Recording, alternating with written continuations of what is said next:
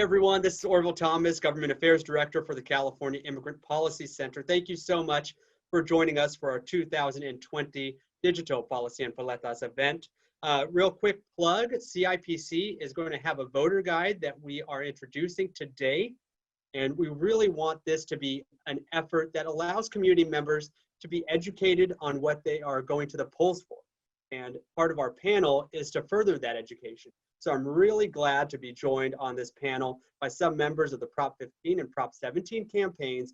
And we're going to really talk about why these two propositions are important for immigrants to be part of the California for All dream and motto, and what these propositions are going to mean for our future. So first, I want to introduce Jared Rivera. Jared, why don't you tell us who you are and what you're representing today? Hi, so again, thank you very much for the invitation to be here today. My name is Jared Rivera, and I have the honor of serving as the political director for SEIU 2015. SEIU 2015 is the largest local union in the state of California. We represent about 400,000 long-term care workers. That's both nursing home workers and also in-home support service workers all over California. These are largely low-income women of color who take care of the most vulnerable in our state every single day. We are also big proponents of Proposition 15 for reasons we'll get to, but it's a real honor to be here today. All right, thank you so much. And from the Prop 17 side, love introducing Daisy Chavez and Jose Gonzalez. Daisy, why don't you start with the introduction?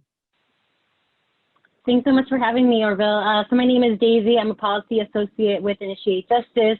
And I'm also, our organization is part of the Yes on Prop 17 campaign. We're very excited about, being able to really push forward some national momentum to join other states who have already made a significant progress in this particular area. So just excited to be here, and thank you for having us. Thank you. And Jose? Thank you, Orville. Thank you for having us. Yes, I'm a Yes on 17 Comms Fellow, also a member of the Anti-Recidivism Coalition, and I'm very happy to be here to try to highlight what is potentially 50,000 potential voters. Okay, and I want to now jump into the two propositions. You guys have highlighted that we're going to be talking about Prop 15 and Prop 17. Jared, I just want to do a quick plug. What is Prop 15, especially as voters are starting to get their voting guide from the Secretary of State, and I hope that they start getting their voting guide from CIPC. What are they going to be reading about what Prop 17 or Prop 15 does? So Prop 15 is also known as the Schools and Communities First initiative, and it really changes the rules by which large corporate landowners in the state of California play by. So the way it works now is that these large corporations, so think about Walmart, think about Chevron, think about big Hollywood movie studios, they are paying taxes based on the price of the land when they bought it, which could be 30 or 40 years ago. What this would do is it say, no, it's going to reassess the property value based on today's market rates. The result of that would be an additional 12 or 13 billion dollars every single year that would go back into California communities. So about half of that money would go through K through 12 education. The other half would go into local social services, local communities. It does not do anything to what homeowners pay. It actually just says that large corporate landowners should play by the same rules as many homeowners are playing by right now. It's, from our perspective with our union, it's a real once in a generation opportunity to put resources that we frankly have never seen, many of us in our lifetimes, back into our local communities. You know, I think you picked up on something that the campaign that's opposing this initiative is trying to do. And I call it a fear tactic. And some people, if they don't want to be as bold, are going to say, you know, they're just trying to present a different argument. But I think the initial concern that is going out over the airwaves or social media is that this changes homeowners. But this is really addressing large scale commercial properties, right? Yeah, that's right. I mean, this changes one specific piece of Proposition 13. And so Proposition 13 was passed in 1978. It was passed the year that I was born. So anybody who's younger than me has never known a California without these rules. And really what it was a Trojan horse, because it said, okay, number one, we're going to protect homeowners so that they are not having a larger tax bill every single year, which generally I think is a very good thing. But the other thing that it did is it snuck in there those same rules for large corporate landowners. So let's just think about what that means for a second. Has anybody filled up their gas tank anytime lately? Are the prices when you go to Chevron or Mobil or anywhere else, are you paying the same in gas that you are as you were in 1978? No, it's a little bit more expensive today than it was then, right? So then why, if corporate profits are increasing every single year, why should they be paying the price for the land of 1978? It doesn't make any sense. And so we know what the no side is going to say. They're going to scare people. They're going to talk about homeowners, but there is nothing in Schools and Communities First that changes what is being paid by homeowners. It protects that. It's merely saying that these large corporate landowners, and also it's only large landowners, so small businesses are exempt from any changes. So what it's saying is that for these large land owners who are making these record corporate profits, they should be paying their fair share because we have let them off the hook for the last 40 years. And those are the changes that Proposition 15 would make. And it's kind of at the right time, right? California is facing a huge budget deficit because of the COVID-19 pandemic, and we are looking at cutting essential safety net programs for the state. And so if we have an opportunity, as you're saying, to bring back maybe $11 to $13 billion annually for some things like free community college and providing money to local governments for essential services, right? We should kind of be having this conversation and really be thinking seriously. Yeah, it was really important before the pandemic, and it's absolutely crucial now. I mean, look, we started this before we knew the situation we were going to be in, because we knew, but even before the pandemic, that communities were suffering and we are not investing in our communities the way we need to. Now, all of a sudden, this pandemic happens, and so legislators this year did, most of what they could to avoid any major cuts. But we are still facing somewhere in the area of about $55 billion in a budget deficit for the state of California that if nothing changes is going to come next year and for the years that follow. And so that is going to mean higher rates for community colleges. That's going to mean possibly shorter days in the classroom when we can get back to the classroom for K through 12 education, fewer admissions to the UC system, kind of you name it. And so it's fortuitous that before this happened, community groups and a really broad coalition put this ballot measure on the ballot already, because now we know it's really the only thing that we are collectively talking about that would fill in this budget gap. Now, it wouldn't close the budget gap completely in 1 year, but the beauty of it is that it's not something that we have to keep going back to voters for. If we can pass it, it's an infusion into our budget every single year, which would get us past this crisis and also let us really grow the investment that we make in the future. All right, thank you so much. I want to put a pin really quick in our conversation around Prop 15 and kind of go from economic to equity, right? So Prop 17, for those that aren't familiar, we have two great advocates. Daisy, I want to open it up to you just to explain what Prop 17 is and why organizations like CIPC, Initiate Justice, and the Anti-Recidivism Coalition are all gathering together to make sure this passes in November. Yeah, thanks so much for that. So Prop 17 will be on the ballot this coming November, and basically what it does is it's asking California voters to decide whether it is time for California to join the national momentum with restoring voting rights for people who have completed their prison sentence and allow them to be a part of our democracy by restoring that important right to vote. We currently lag behind 19 other states and Washington, D.C., who have already granted this right to folks. And these are folks who are returning home after completing their prison sentence. They're raising their families, they're holding jobs down. They're contributing to society in so many ways, which you'll hear from Jose in a bit, as far as like how he himself can relate to that, and really encourages folks to re-enter society and have a stake in their communities. Studies have shown that when people become more engaged in their community and after they have been released, they are 3 times more likely to actually never return to commit another crime again.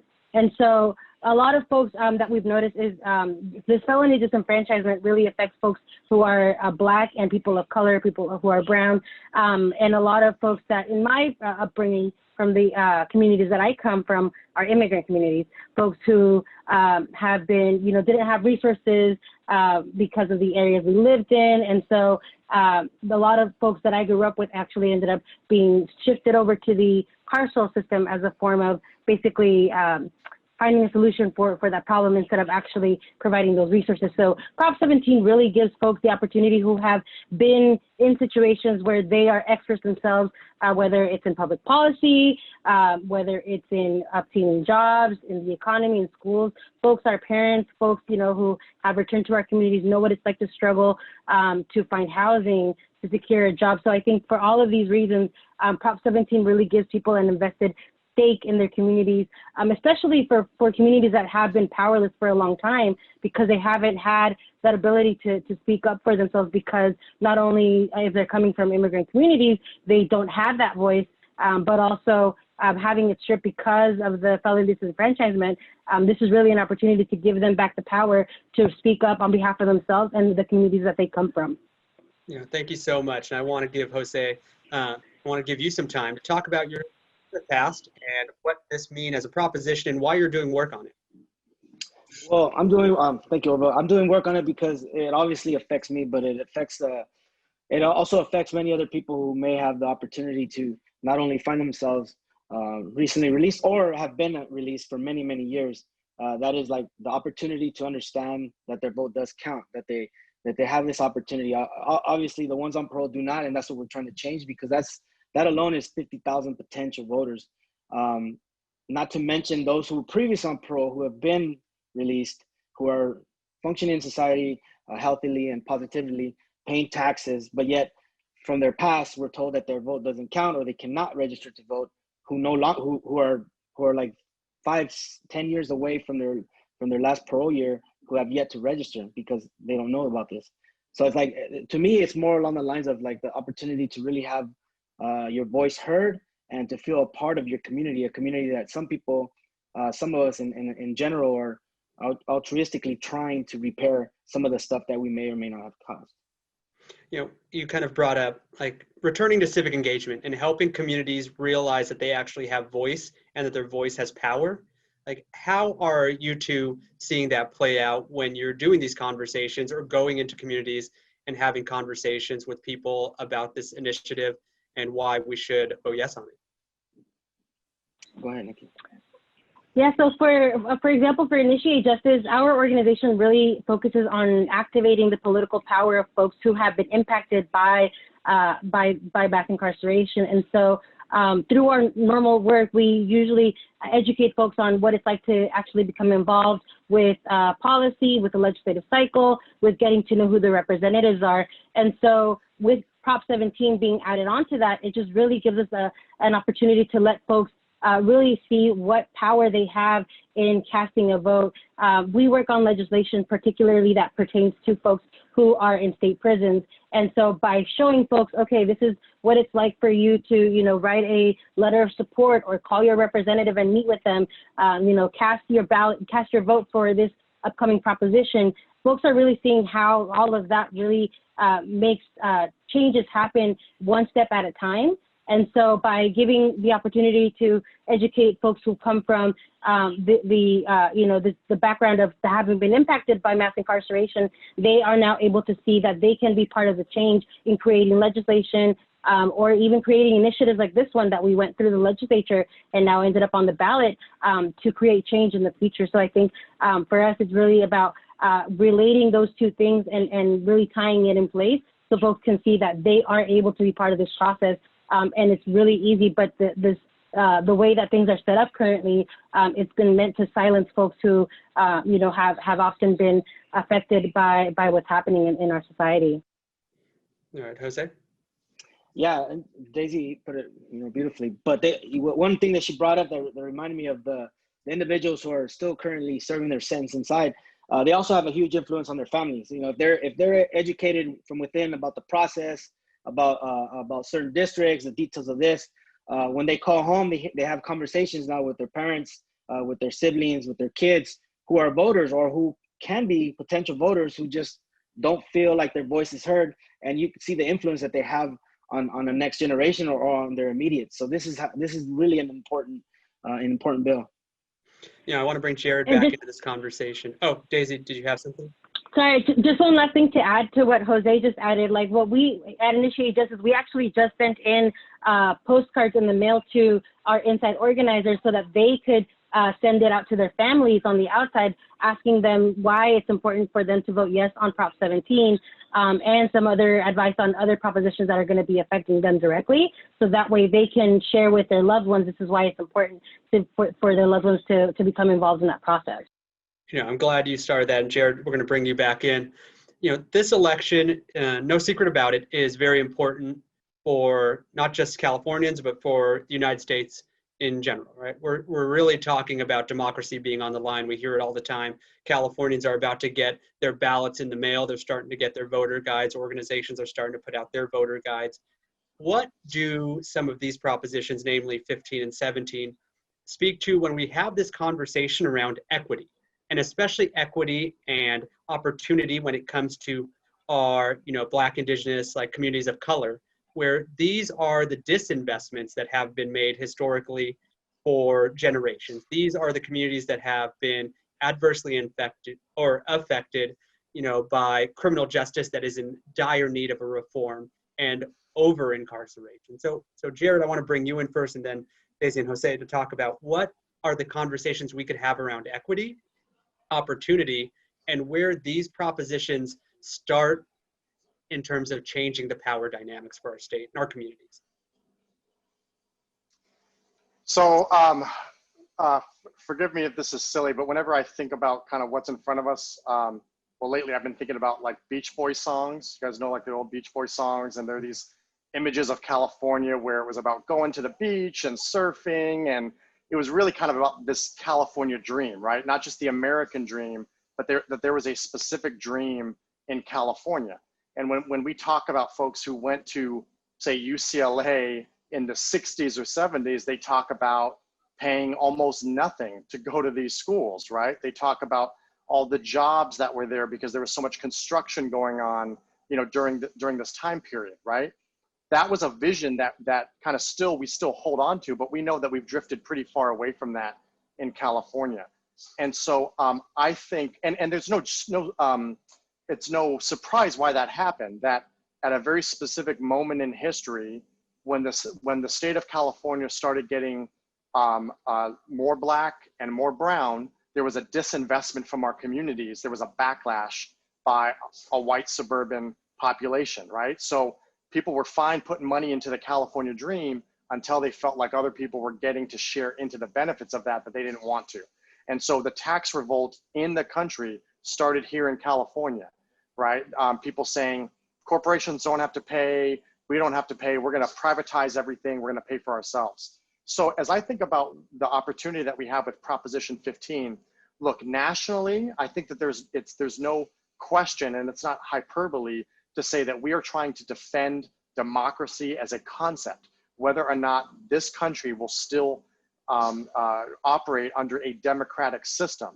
But what I would say in California, it's not enough just to defend that system. We need to answer the question, what does that mean? What does democracy mean for our communities, right? It's not just about being able to go vote and have your vote counted. That's important, but it also means being in a society that respects your community, respects all communities, invests in its young people, allows people to still rise up the socioeconomic ladder, no matter where they start in life. And so what we have to think about, and what I think about in California, is that we've built a progressive coalition over the last generation, but so what? If this progressive coalition does not fundamentally change the opportunities that people have, then we're going to look at it as a failure of our ideas. And so this is asking corporations, Prop 15, to put skin in the game. And it's telling them that they have to invest in our communities the way that homeowners do. And the other thing that I'll say is that I think that for 40 years, we have not seen this type of investment. We have to put enough money back in our communities so that people see an impact. And that's what I'm excited about. So for example, let's say take LA County, for example. If we can pass Proposition 15, $3.5 billion every single year is going to go back into LA County, into our communities. That's the type of money that people will notice when they take their kids to school. They'll notice when they go and they see what social service programs are there. They'll notice in what we can do for, say, the unhoused population in LA County. A lot of times we make small changes that are important, but they're not big enough for people to really see it. I think that we need large, big, sweeping changes so that we know what is possible when we ask corporations to pay their fair share. And that's what the opportunity that we have with this proposition. Okay, thank you so much. I'm going to get back to you with some, conversation around what the opponents are saying. But I first want to go back with Daisy and Jose to talk about an equity issue and what this means for our communities and where this is just the start of much needed change and conversation. Go ahead, Daisy. I'm listening.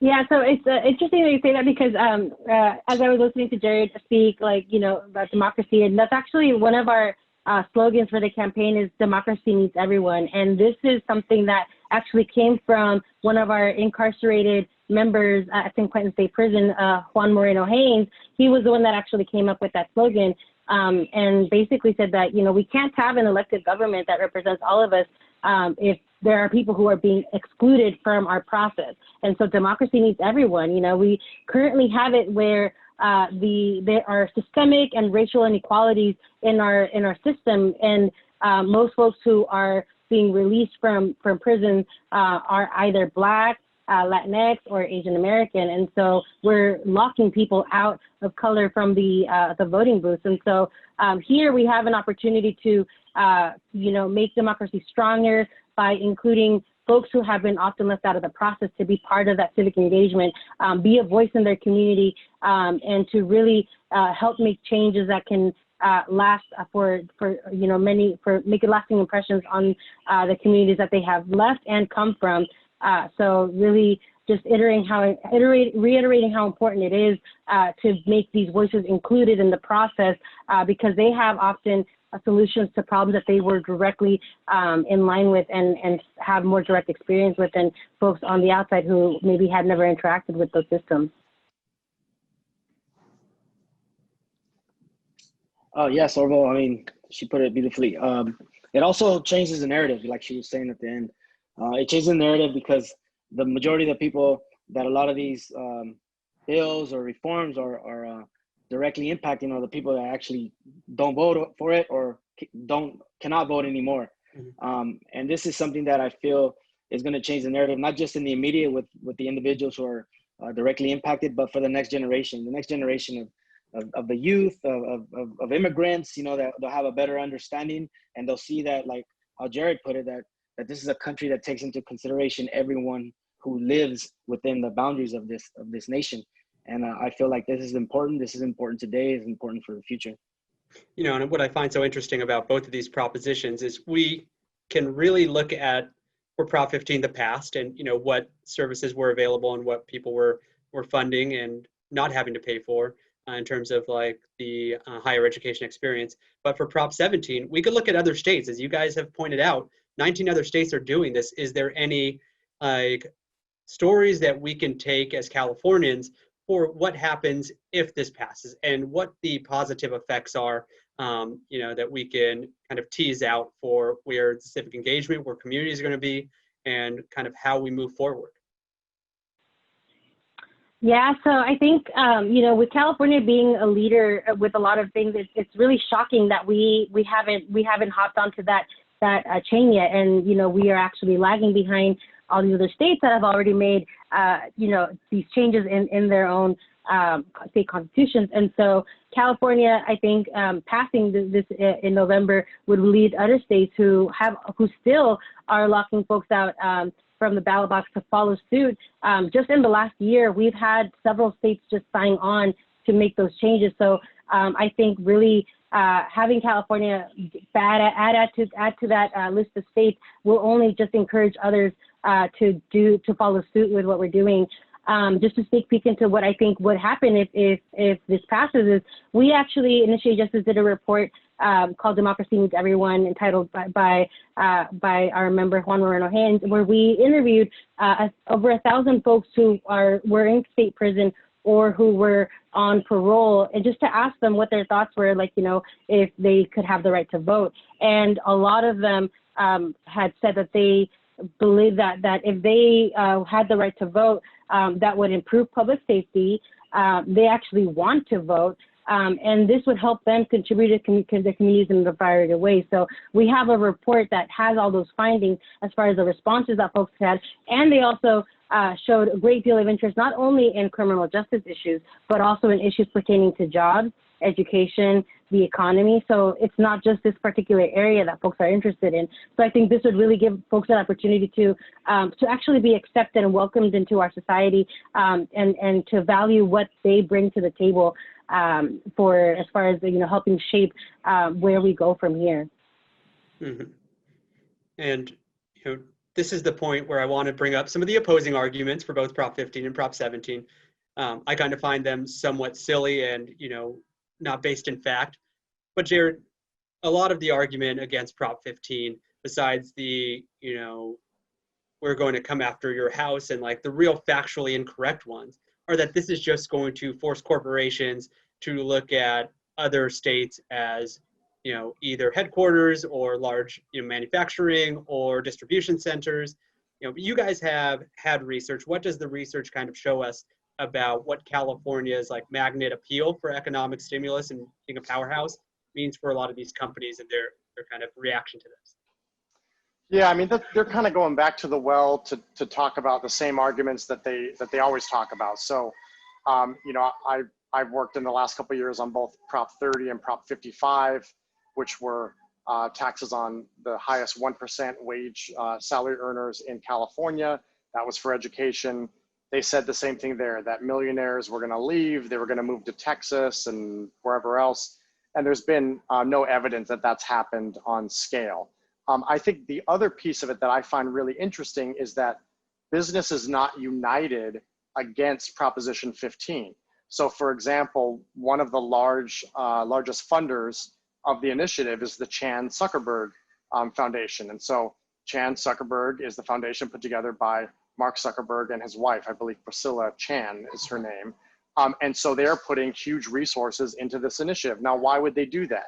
Because new tech is has a competitive disadvantage as compared to old tech. So companies like Hewlett Packard, who have been in the state of California for a long time, from the 90s and the 80s, are paying much less in property taxes than the new tech. So Snapchat and Instagram and Twitter and Facebook and all of these groups, in many cases, they're paying 5 or 10 times more in property values because of the law that we have on the books right now. You can have businesses that are across the street from each other doing the same thing, and one is paying much more in property taxes because somebody just happened to buy that land, 30 years ago. So it's really about leveling the playing field, and many businesses are supportive of this because newer businesses are penalized every single day because older businesses, are playing under rules from 1978. Okay. And thank you so much. I think, when people are going to see and hear either our voter guide for CIPC or the voter guides and advertisements that are coming out, they'll be able to start thinking through what this means for just fairness. I think fairness is a key word when it comes to all of these propositions. For Prop 17, where do we see kind of the pushback? And I've read some of the statements in our statewide voter guide where it talks about parole still being part of a sentence. What is the rebuttal that you guys might be able to offer when we talk about being able to participate in the political process, and why the opportunity to vote, when on parole, is going to be key for some of this endeavor? Yeah, so that is an argument that we had been facing even as we were going through the legislative process, as folks wanted to, use that as a scare tactic that it's someone is still serving their prison sentence, and that's actually not the case. The courts ruled that parole is not an extension of a prison sentence. So parole is not intended to be a punishment, but rather a period of integration for folks who have been trusted and being released back into their communities. It really, I think, is just a fear tactic that folks are trying to use to say, these folks are still technically serving their prison sentence. They shouldn't be doing it. And they're just trying to keep suppressing folks who are back in the communities working, paying taxes, to really contribute to society. And for that argument to still be used, it's like, no, that's not the case at all. Like if someone, is able to pay taxes while they're out, in the community, they should have the right to vote. They are contributing to the economy and really have a lot of experience to gain. So it really is, parole is really just a time for folks to rebuild their lives as they are being entrusted with responsibilities to, vote if that is something that we choose to do in November, which I think we will. And that's a responsibility we're giving to folks like, now you are going to be part of our civic engagement process out here. Jose, I'll give you a chance if you want to chime in on that one too. Sure, yes. Just like how Daisy said, that argument is counterproductive to what the actual parole process is. Parole is, like Daisy said, is to help you reintegrate. So at the same time, it's like other countries, they state when someone commits a crime and gets put in kind of incarceration of any sorts, being removed from their family, from their home, from their neighborhood, so to speak, is the punishment. They never cease to not be a citizen of the country, and so once released, they are expected, how Daisy put it, to pay taxes, to get a job, to provide for your bills or your debts, and to progress safely, public safety. However, when they're being told constantly, whether backhand comments like this, meaning like you don't have the right to vote until you complete extra steps, it's kind of counterproductive to someone who's trying to assimilate peacefully and progressively and to help their own community. Where are these propositions doing right now in the current polls? Like, I think PPIC had a poll out last week. What are we seeing where just the sample polls and the sample testing is going with our community members? I'll go Jared first, and then Daisy and Jose.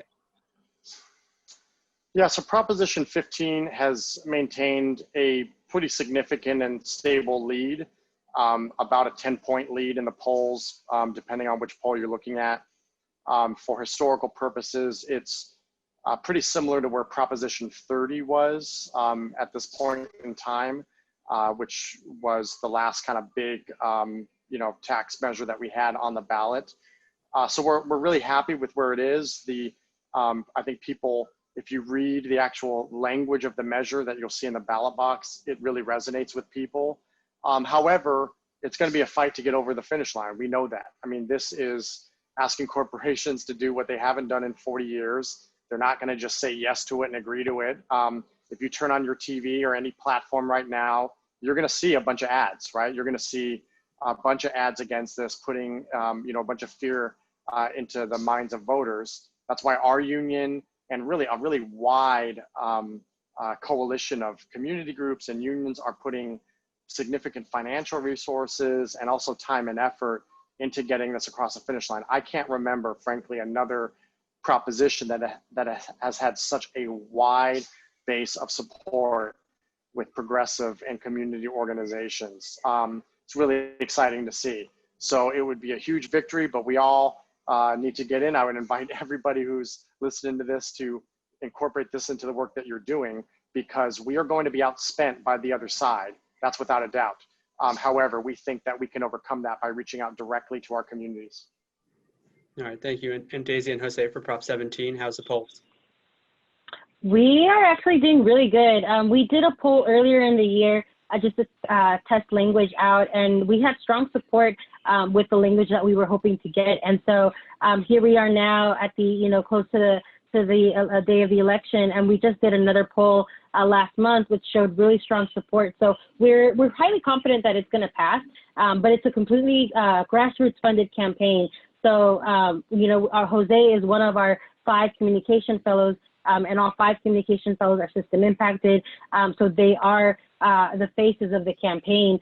And so right now for us, we feel fairly confident in terms of this proposition passing come election day. But where we're really looking for folks to really help plug in with is with the fundraising for the campaign, because that's what helps, to pay for our communications fellows and some of the other work that we're doing. So thankfully, we've had a lot of support from folks in the community who are, supportive of the different organizations that are part of this coalition. And so, for folks who are interested in learning more, just asking folks to visit our website, yeson17.vote. There you'll find access to all of our resources, materials, our donation links, and so forth. And before we go, probably one of the last questions, CIPC is proud to be in support of both Prop 15 and Prop 17. We look at it as a way for, full inclusion for immigrants, needs resources and needs opportunity. So we're really excited about some of these things that are happening, including Prop 15 and 17 that are on the ballot.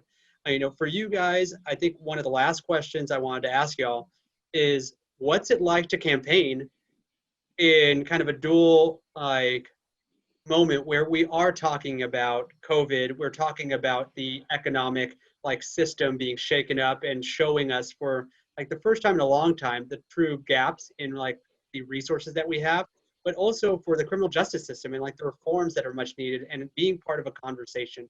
So what is it like to try to campaign in something that's very face-to-face oriented, but doing it digitally because of COVID, but also having an audience that may be more receptive than ever to having these conversations? And I'll start with Jose and Daisy first, and then Jared. Well, Go ahead, Jose. Well, it's like you said, the crowd for the most part I've come across is very receptive. They're more engaged. Whether it's because of necessity, of fear, or desire. The point is that these conversations are being had, educational for the most part, but at the same time enlightening, because for the people that didn't know about Prop 17, there's a lot of people that I've spoken to that didn't even know that someone did not have that right, regardless. And so that was to them, that was mind blowing, educational. And this is something that's been in California's book, so to speak, for over 100 years. So it's this is something that is changing everything. It's much more personal. You could put a face to a proposition. You could put a feeling and an emotion that obviously affects the person in particular. And that helps to amplify our conversation. Daisy? And just to add to that, I think it's been interesting learning how to do a campaign in the middle of a pandemic. But I think the good thing about it is that because Zoom is accessed by folks who have the ability to use the internet, whether it's on their phone or their tablets, whatever it may be, we've had the opportunity to be able to reach wider audiences, I think, with the different events that we have. And I think really for us, the big win is having our communications fellows, because those are, like I said, the faces of the campaign.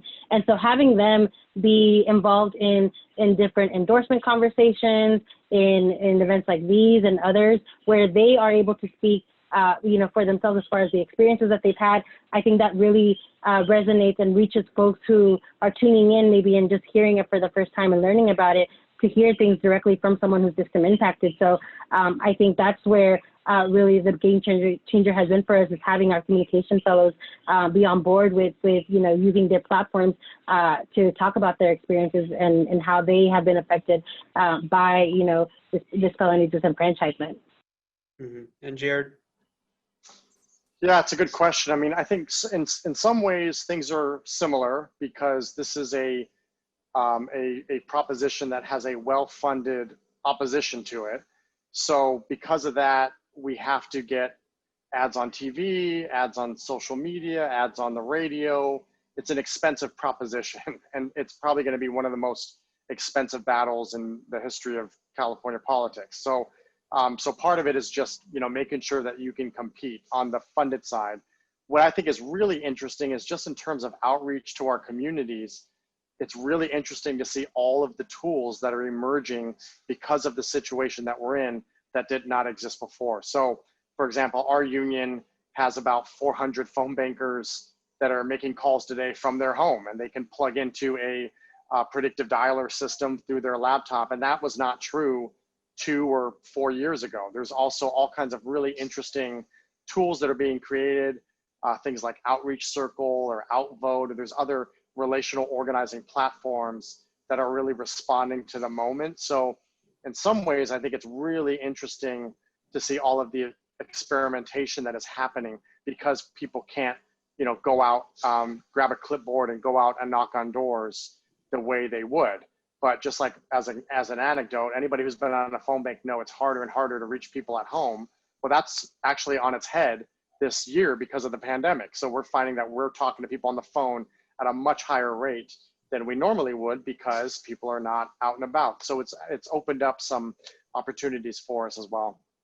You know, thank you guys so much. Thank you all for taking time, and especially for the work that you're doing. You know, CIPC is very proud, like I said earlier, to be supportive, encouraging our members and our community to vote yes on Prop 15 and Prop 17. For other initiatives and for CIPC's kind of thoughts on what is going on this November, please see our voter guide that we're releasing. Very proud of it. Happy to help the community get some of these, you know, educational aspects of what is a very confusing election.